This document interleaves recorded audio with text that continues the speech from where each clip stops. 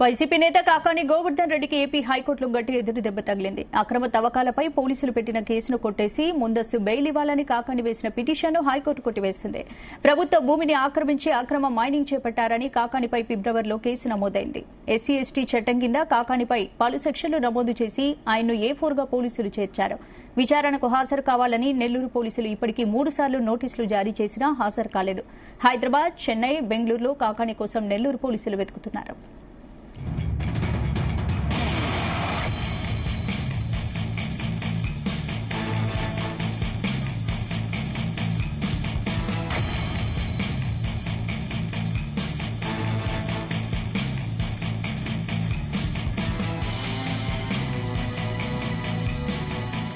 YCP నేత కాకాని గోవర్ధన్ రెడ్డికి AP హైకోర్టులో గట్టి ఎదురుదెబ్బ తగిలింది. అక్రమ తవ్వకాలపై పోలీసులు పెట్టిన కేసును కొట్టేసి ముందస్తు బెయిల్ ఇవ్వాలని కాకాని వేసిన పిటిషన్ను హైకోర్టు కొట్టేసింది. ఇందుకు సంబంధించిన పూర్తి అప్డేట్స్ మా ప్రతినిధి నాగేశ్వరరావు అడిగి తెలుసుకుందాం. నాగేశ్వర్,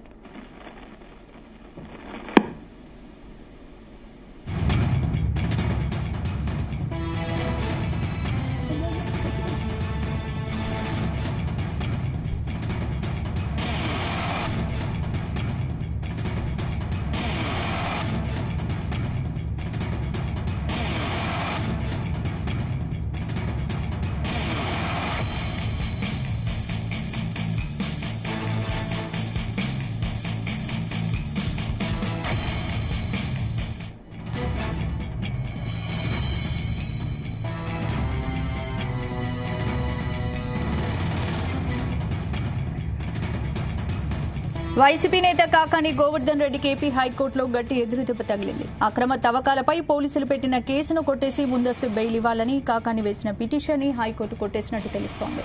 ఇందుకు సంబంధించిన పూర్తి అప్డేట్స్ మా ప్రతినిధి నాగేశ్వర్ అందిస్తారు. నాగేశ్వర్, ఆంధ్రప్రదేశ్ రాష్ట్రంలో వైఎస్ఆర్సీపీ పార్టీకి సంబంధించిన నేతల వరుస అరెస్టులు గానీ, వైఎస్ఆర్సీపీ నేతలకు సంబంధించి వరుస ఎదురు దెబ్బలు గానీ కంటిన్యూ అవుతున్నాయని చెప్పుకోవచ్చు. ఏదైతే ముఖ్యంగా వైఎస్ఆర్సీపీ నేత జగన్మోహన్ రెడ్డి, రాష్ట్ర మాజీ ముఖ్యమంత్రి, వైఎస్ఆర్సీపీ పార్టీ అధినేత జగన్మోహన్ రెడ్డికి అత్యంత సన్నిహితుడైన కాకాని గోవర్ధన్ రెడ్డికి హైకోర్టులో ఎదురు దెబ్బ తగిలిందని చెప్పుకోవచ్చు. గత కొద్ది కాలంగా కూడా ఆ కాకాని గోవర్ధన్ రెడ్డి మీద ఫోకస్ పెట్టిన ఎన్డీఏ కూటమి మొత్తానికి ఎన్డీఏ కూటమికి అనుకూలంగా వైఎస్ఆర్సీపీ పార్టీకి వ్యతిరేకంగా మరొకసారి ఎదురు దెబ్బ తగలడంతో వైఎస్ఆర్సీపీ ముఖ్యంగా ఏదైతే అక్రమ తవ్వకాలపై పోలీసులు పెట్టిన కేసుని కొట్టివేసేయాలని కూడా కాకాని గోవర్ధన్ రెడ్డి పిటిషన్ దాఖలు చేశారు. ఈ పిటిషన్ దాఖలు చేసిన నేపథ్యంలో హైకోర్టు ఈ పిటిషన్ ని తిరస్కరించిన పరిస్థితి అయితే ఉంది, కొట్టేసిన పరిస్థితి అయితే ఉంది. అయితే గత కొద్ది రోజులుగా కూడా